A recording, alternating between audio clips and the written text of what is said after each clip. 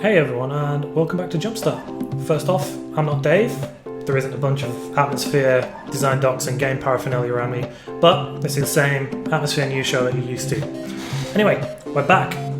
The game is available to download and play again, almost exactly how it was in 2012. So, where have we been for 7 years? Well, a lot of assets from Atmosphir went into building the new project Voxelo's Revolution VR. But as far as Atmosphir, the game, is concerned, there has been a community effort to get the game running again, and a team of very talented developers reverse engineered the Atmosphir server and got the game to connect to it. This is why some of the features aren't working exactly how they used to, and some store items are unavailable as we're still using that custom server. So the revival is official, and we're hard at work updating the game to a modern version of the Unity engine. So until that's all sorted, we're going to be running design challenges, player challenges to keep everyone engaged. Moving on to design challenges, we just held the Small19 design challenge, and you can see all the winners to this one on the website. Congratulations to everyone who won, and to those who entered, I hope you enjoy designing your levels with this theme. We do have another challenge this month, and a few of you have guessed what it is already, and that is Small19.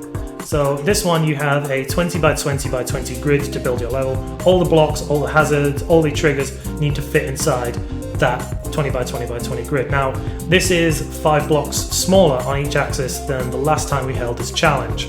So it's going to be a bit more tricky to kind of make a cohesive experience in that small area.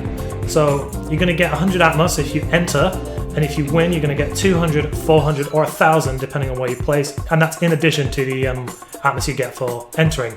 If you also one of the top 3, you'll get the Experienced Designer role on our Discord channel. The deadline for this challenge is in 1 month's time on the 10th of December, so make sure to get your submissions in by midday GMT. Be sure to include the Small19 tag in your level name. So let's move on to mailbox. So this is where I'll answer questions from the community. If you want to ask a question, drop messages on Facebook with the mailbox as the starting line, tweet us with the hashtag mailbox, or put a message in the mailbox Discord channel. So first question is from Gull on Discord, and that is, which enemy is your favorite? So for me, that would have to be the Muku Shaman. There are so many ways you can use that enemy. Like, you could put him in just straight up combat where you've got to fight him one-on-one. You could use him as a hazard to make platforming challenges harder. Or you could use him to spruce up boss fights, see if you can get the boss hit by his projectiles. Next up, from the Retro Bandit, if you could add one theme pack or item set without having to put any work in, what would it be? I really want some medieval props and hazards to use, like big metal drawbridges, night enemies, dragons and such. You could use them to create some really interesting sort of castle and dungeon levels, full on like Diablo style. From Jay's Geek, which historical figure rolled in their metaphorical grave due to Leap shenanigans? All of them.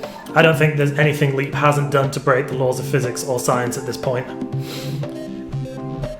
So from C Springs, aka Big Drip, is there any kind of timetable for getting the game ported to the latest version of Unity? Okay, so you're aware of the running missed time joke, and unfortunately we're going to have to go by this. When it's done is the answer, unfortunately. There's a lot of things to do when it comes to rebuilding the project. A lot of things are broken, and a few things are missing entirely. We are aiming to get things done by GDC in spring next year, but who knows? We're doing our best to get things up and running again. Stolen ID asks, what are the first things you might tackle after you get the game ported? And bug fixes and more bug fixes. We really want to fix the infamous ledge hang glitch, which has plagued players for so long. And we want to get the multiplayer a bit more stable, as things tend to break down as more players connect.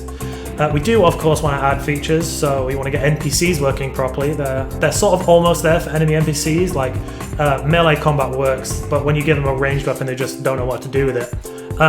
And as far as friendly NPCs, there's nothing being done there. Finally, I've got one from Facebook from Paul. Is there any of the original dev team returning on the project? Yes, both Martin and Max have returned as project leads, so they'll be managing the development team. But aside from them, the team is a new set of developers who all really care about this game passionately and are working super hard to get everything back online again. So that's about it for the revival episode of Jumpstart. If you're a returning player, welcome back. Or if you're brand new, welcome to Atmosphir. You can download the game from our website and make sure to join our Discord server.